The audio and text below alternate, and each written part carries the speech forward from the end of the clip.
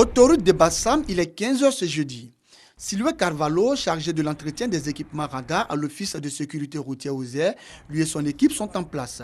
Leur mission, traquer à partir du speed laser les automobilistes roulant à des vitesses excessives. La 4x4 ML noire, commençant par 12, 82, 80 km/h.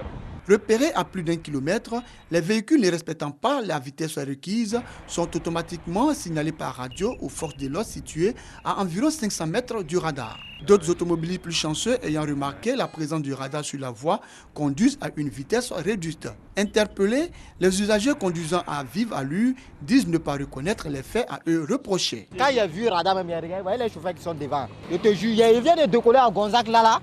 74. C'est que peut-être moi, mon compteur avec les trucs, moi, au nom de Dieu, dès qu'il a vu le truc là, il a regardé.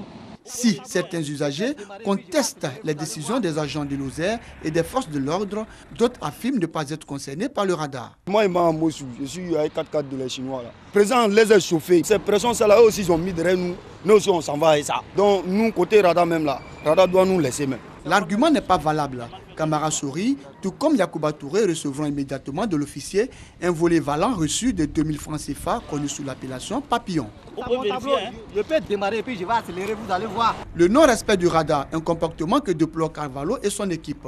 Lorsque on vous interpelle lors de l'opération radar, il faut prendre le soin de garer. Et même si vous n'êtes pas d'accord, vous avez la possibilité de voir la preuve de l'infraction, mais déjà, pour ne pas créer un problème de sécurité, il faut pouvoir garer. Les plaignants, eux, sont invités à se rendre à la station de lecture au siège de Lozère pour vérification. Là se trouve Michael. C'est l'informaticien chargé de les présenter les photos des automobilistes pris par les radars sur les routes. D'abord, même en rentrant, ce sont les contestations. Ils se disent qu'ils ont été flashés parce qu'eux, ils n'ont pas vu l'opérateur quelque part, mais il se trouve qu'on dit qu'ils sont en infraction.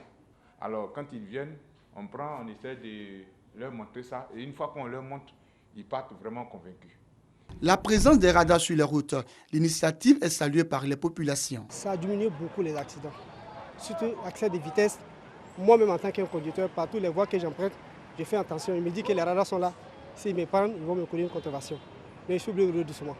En vue d'éviter les contestations sur les routes du fait du radar, le ministère des Transports, selon le premier responsable de Lozère, a décidé de prendre d'autres dispositions pratiques l'année prochaine. Le ministre a parlé d'introduction de caméras de surveillance, l'introduction de radars automatiques dans le système, remplacer le système actuel par un système innovant qui s'appuie beaucoup sur les technologies de l'information et de la communication. Occasion pour le directeur général de Lozère d'exhorter l'ensemble des usagers au respect du code de la route. Les chauffeurs, nous leur demandons vraiment, quand ils sont fatigués, d'avoir l'honnêteté de le signaler pour qu'on les mette au repos. Nous demandons aux piétons également d'éviter de traverser les rues avec leur téléphone collé à l'oreille. Selon les responsables de Lozère, la vitesse maximale autorisée en ville est de 60 km/h avec 10% de tolérance pour les véhicules légers, 50 km/h avec 10% de tolérance pour les camions et mini-cars. Et sur l'autoroute, la vitesse maximale autorisée est de 120 km/h avec 10% de tolérance pour les véhicules légers, 90 km/h avec 10% de tolérance pour les cars, 70 km/h avec 10% de tolérance pour les gros camions. Pour Lozère, ces limitations de vitesse une fois respectées éviteraient les accidents de circulation.